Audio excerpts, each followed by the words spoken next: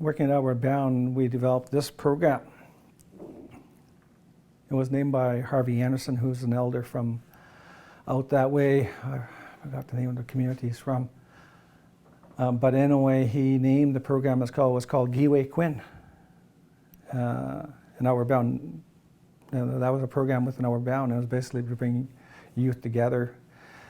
And how I got a phone call from Terry Swan. No, not Terry Swan. I got a phone call from Ruth Goldman, who was my instructor at the time, and she asked me if I wanted to come work as an instructor with Outward Bound. And then I came there and I met with Terry Swan, who was my co-instructor at the time.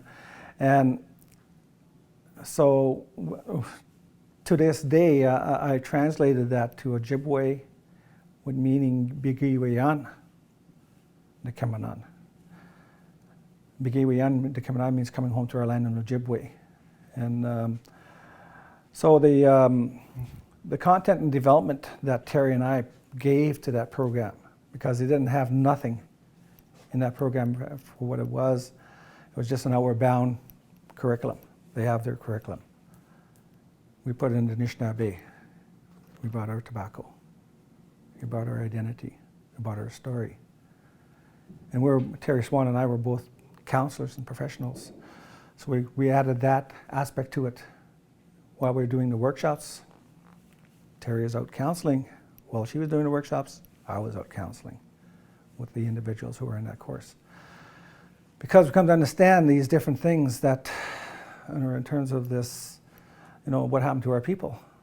These are 10 youth who come together every summer. Terry and I would spend a week with them, and we get to know them. And you can see the medicines working within the land of how that rock climbing, whitewater paddling, and the wilderness environment is having on them. They're strangers that we meet them at the airport. Around the middle of the course, they're like this, and at the end of the program, they're like that. They're like a family. You could see that. How close they are bonding in terms of their story and their path, and they're supporting each other from people from all across this country. We had people from BC, the Inuit, the Dene, Labrador Dene, and Halifax, and here in Toronto even. Of course, down in Chippewa of the Thames. But anyway, so Terry Swan, we come to know each other really well. Her background, she was adopted. When she was a child, she was taken away. So, but she come to recover herself in terms of that and being able to. So her and I became really close, and she works here in Toronto now. And but her and I met at Outward Bound working as co-instructors, and we did that for like 5 or 6 years, doing those courses with them. And we incorporated the Anishinaabe content. We changed the curriculum and made it more powerful in regards to that, in terms of the Anishinaabe people were really comfortable.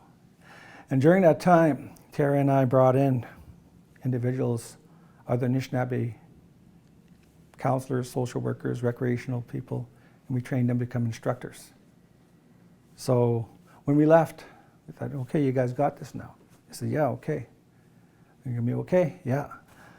And only to find they end up leaving too to start their own careers.